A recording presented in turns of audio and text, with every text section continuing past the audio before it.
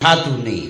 Doctor અડધી રાતે એની ઘરવાળીને કહે હું હોસ્પિટલે જાઉં છું, ઇમરજન્સી કેસ છે. એની ઘરવાળી કે કોકને તો મોતે મરવા દ્યો, અડધી રાતે વેન્ટિલેટર લઈને ઊભા જ છો.